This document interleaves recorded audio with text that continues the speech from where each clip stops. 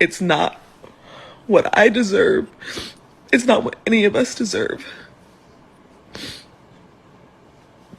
So just be diligent when you see shit in the media and you see shit that's being talked about. Please be diligent, because they are purposefully doing this. What is going on, everybody? Wired here. I hope you guys are all having a wonderful Wednesday. And today we have to take a little trip back into the past, the summer of love of 2020, to talk about BLM. Yes, that is buy large mansions, because apparently they are having a little bit of financial difficulties, more than a little bit actually, because they are heading for Chapter 11. They are heading for insolvency of their charity, the organization. Black Lives Matter is headed for insolvency after plunging $8.5 million into the red.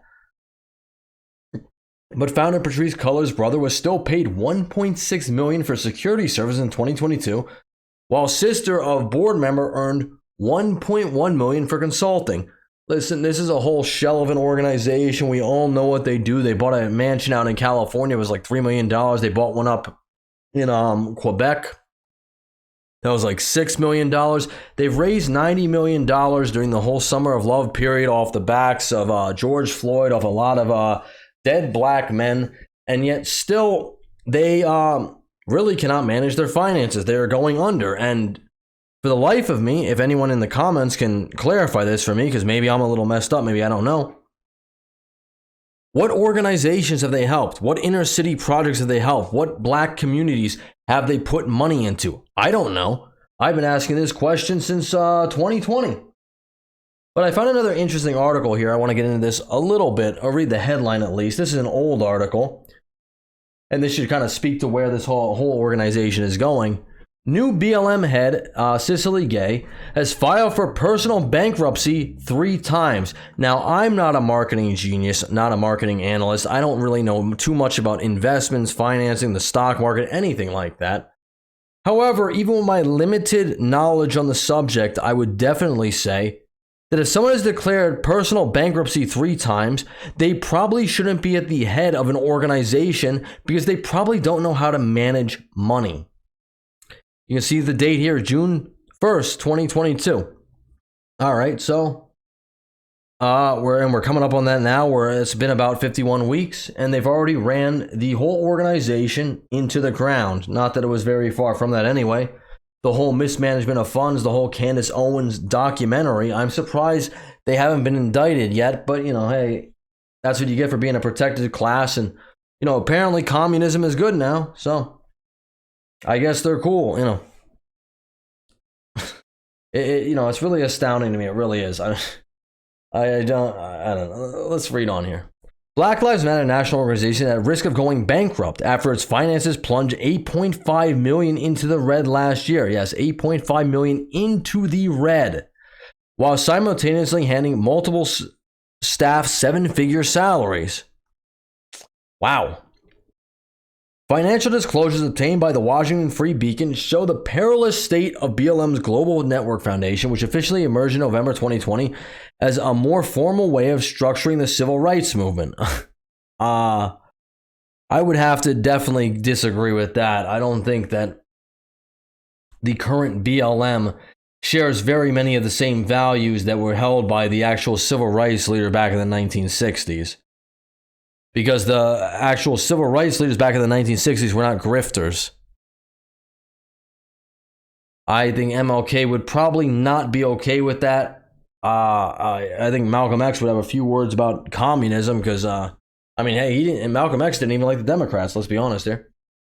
Yet despite the financial controversy and scrutiny, BLM GNF continue to hire relatives of the founder, Patrisse Cullors, and several board members. Well, I wonder why that is. Not because it's a whole shell of a company, not because they're total grifters. No, it couldn't be that. I'm sure it's because her sister knows a lot about running a board for a charity that's raking in $90 million, and I'm sure her brother is very good at security services. Not to mention the baby dads of her child. I know he got paid I think $900,000 as well. Yeah, and I'm sure also the large mansion purchases were totally fine. I'm sure they needed to buy those large mansions for some reason because, hey. But luckily for Miss Patrice Cullors and the other founders of BLM, they bailed out when it was early. They bailed out before all the scrutiny came down. I hope they still get indicted, because they definitely should, but they probably won't. Even though she lives in a 99.7% white neighborhood now. But, hey, buy large mansions. Cullors' brother Paul Cullors set up two companies which were paid $1.6 million providing professional security service for Black Lives Matter in 2022. $1.6 million of a charity that's made $90 million. That's quite a lot of money for 1 year. Paul Cullors was also one of the BLM's only two paid employees during the year, collecting $126,000 salary as head of security on top of his consulting fees. He is best known as a graffiti artist with no background in security. Color me shocked. Oh my goodness. No background in security. I'm surprised. Patrice Cullors defended hiring him, saying registered security firms which hired former police officers could not be trusted, given the movement's opposition to police brutality. Yeah, okay. I guess that goes along with the grift. For the previous year, 2021 tax filings revealed that BLM paid a company owned by Damon Turner, the father of Cullors' child, here we go, nearly $970,000 to help produce live events and provide other creative services. Cullors resigned in May of 2021. Probably a very smart move, in all honesty. I still hope she's indicted, but smart move on her part. While Patrice Cullors was forced to resign due to charges of using BLM's funds for personal use, why would that happen? It looks like she's still keeping it all in the family, said Paul Kamenar, an attorney with the National Legal and Policy Center watchdog group. Shalimar Bowers, who took over from Cullors when she resigned, also benefited handsomely from the group in 2022. His consulting firm was paid $1.7 million for management and consulting services, the Free Beacon reported. It's absolutely astounding. With the way they're paying in all these dividends, $970,000 to the baby daddy, $1.6 million to the brother, $1.1 million to the sister, $1.7 million to the new person who took over, $6 million for the mansion in Quebec, and $3 million for the one in California. It's no wonder they haven't actually been able to do anything yet, because all the money's going to them. And yet I really do pity all the people, who gave money to them, black, white, brown, whatever your color is. I really do pity all the people who were sucked in by this grift, who couldn't see through this. It's a shame, because there's a lot of people who want to do a lot of good in this world. There really are. And there's a lot of people who want to steal your money when you want to do good. It's a shame. They should be indicted. They should be put in prison. They should get the Elizabeth Holmes treatment. I don't see any difference, except she might have had a more complicated grift going. But whatever be the case. Daniel Edwards' firm, New Impact Partners, was paid $1.1 million for consulting services in 2022, the Free Beacon said. BLM GNF also agreed to pay an additional $600,000 in unidentified, The nonprofit group ran an $8.5 million deficit, and its investment accounts fell in value by nearly $10 million in the most recent tax year. Of course, they don't have any, the whole summer of love. They had a lot of money to get. Now they don't have so much, and they hired somebody who has, gone bankrupt 3 times to manage their money. It's absolutely astounding that these people haven't seen through the grift. It's absolutely astounding people would give money to this organization for so-called St. Floyd, It's absolutely amazing. It really is. I feel bad for everyone who got bamboozled out of money. All they did was enrich themselves. That's what Patrice Cullors did.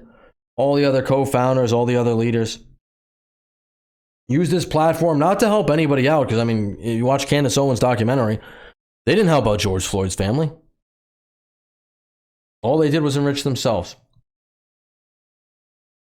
And if there was any justice in America, they would be indicted and they'd be thrown in jail, at least for as long as Elizabeth Holmes is. I think. But, hey, what do I know? But it's astounding for me it's taken this long for people to come around and actually see what this company is about. And I hope they go under, and I also hope that they get sued for all that money back, because as far as I know, if anyone knows in the comments, please let me know what people who have they actually helped out, organizations that they helped out within the black community in inner cities.